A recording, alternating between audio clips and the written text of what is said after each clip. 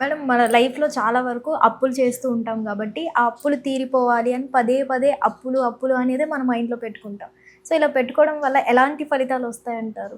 ఫలితం ఎలా వస్తుందంటే మనం ఏమనుకుంటే అదే వస్తుంది కదా తిరిగి. మనం మాట్లాడుకునేదంతా అదే కదా. హ్మ్. సో ఎప్పటికైనా సరే అప్పులు ఉన్నప్పుడు ఏమనుకోవాలి, దట్ నా అప్పులన్నీ తీరిపోయాయి అనుకోవడం కూడా తప్పు. That's not a positive statement. Okay.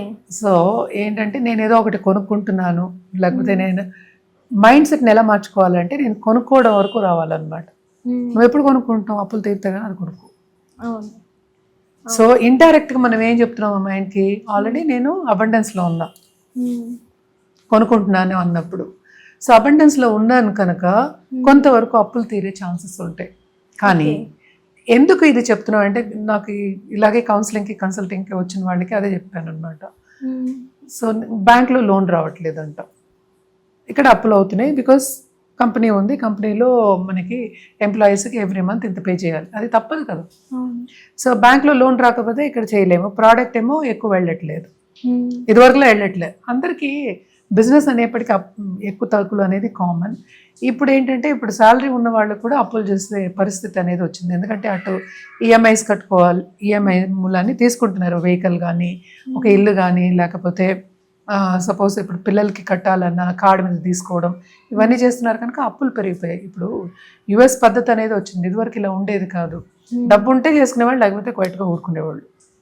So ఇప్పుడు సూపర్ మార్కెట్లో కూడా మనం ఏంటంటే కార్డు పెట్టి తీసుకోవచ్చు, సరుకులు కూడా తీసుకోవచ్చు. ఆ లెవెల్కి వచ్చేసాం.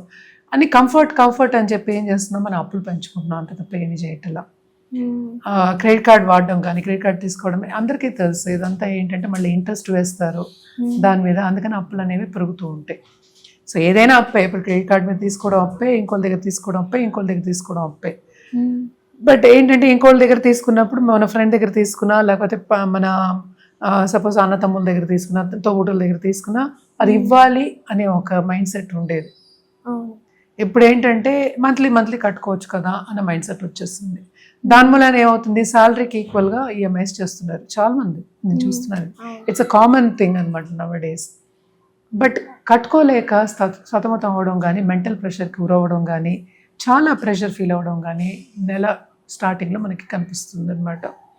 సో ఎప్పుడు చూసినా నేను ఈఎంఐస్ గురించి ఆలోచిస్తే నేను ఎంజాయ్ చేస్తాను. Simple question.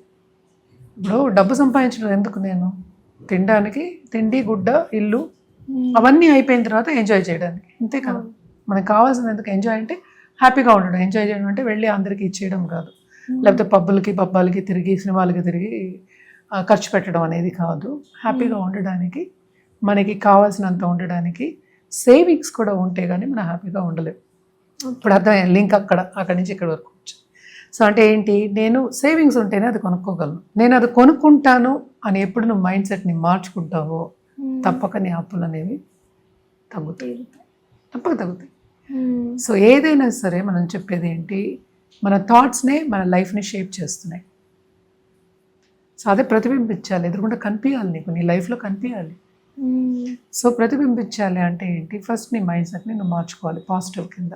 ఓకే. నువ్వు ఎప్పుడు చూసినా అప్పులు ఉన్నాయని నువ్వు మాట్లాడినప్పుడు కానీ, లేకపోతే థింక్ చేసినప్పుడు కానీ ఏమవుతుంది, నువ్వు యూనివర్స్కి చెప్తున్నావు, ఎలా చేస్తున్నావు, నాకు అప్పులు ఉన్నాయని. అంటే ఏంటి, ఇంకా అప్పులు అని అర్థం. అలాగే అర్థం అవుతుంది యూనివర్స్కి. యూనివర్స్ ఏంటంటే it's an inclusive universe, exclusive ఏం లేదు. నువ్వు ఏది అనుకుంటే అది. సో నువ్వు అనుకుంటున్నావు కనుక ఇంకా ఎక్కువ అప్పులు తీసుకోవాల్సిన పరిస్థితి రావచ్చు. So we want avoid that, correct. అప్పులు అంటే ఎవరికి ఇష్టం ఉంటుంది? కొంతమంది ఉంటారు ఇష్టం ఉన్నవాళ్ళు, మనకు తెలియదు.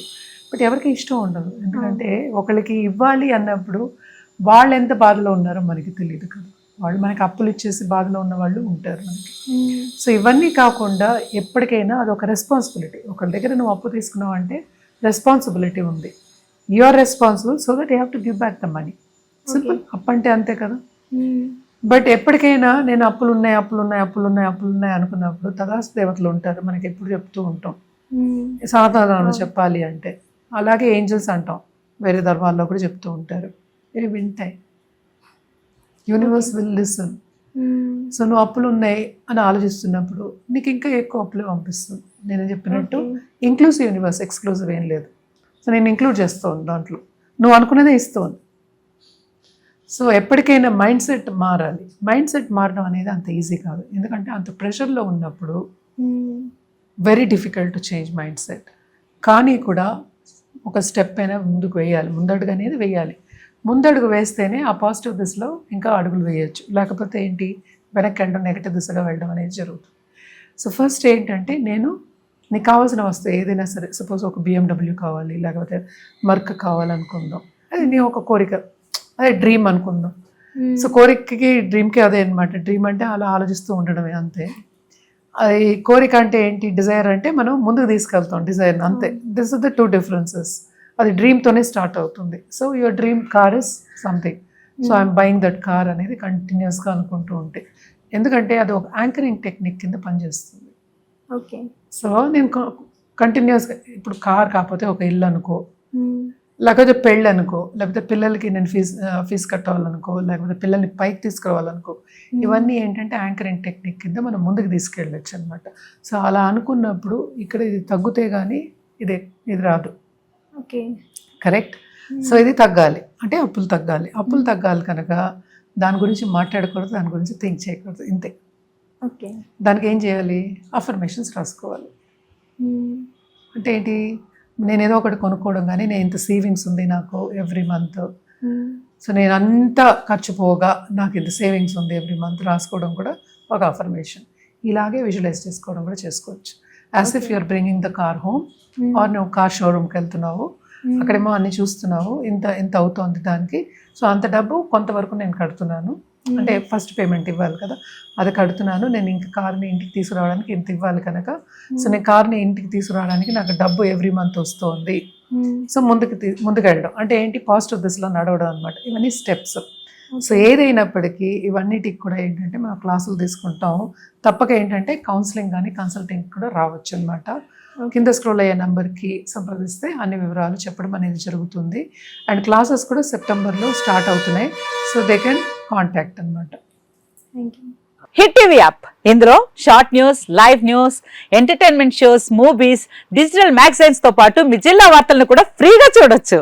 ఇంకెందుకు ఆలస్యం, వెంటనే హిట్ టీవీ యాప్ ని డౌన్లోడ్ చేసుకుని ఫ్రీగా ఎంటర్టైన్మెంట్ పొందండి. Hit TV app. Hit TV app. Please download hit TV app. Hit TV app ని ఫ్రీగా డౌన్లోడ్ చేసుకొని ఎంజాయ్ చేయండి. మీకు నచ్చిన ఎంటర్టైన్మెంట్ కోసం హిట్ టీవీ యాప్ ని ఫ్రీగా డౌన్లోడ్ చేసుకొని ఎంజాయ్ చేయండి. హిట్ టీవీ యాప్ ని డౌన్లోడ్ చేసుకుని ఆస్వాదించండి, ఆశీర్వదించండి. ఇంతమంది సెలబ్రిటీలు హిట్ టీవీ యాప్ ని డౌన్లోడ్ చేసుకోండి అని చెప్తున్నారంటే ఎంత మంచి యాప్ ఆలోచించండి.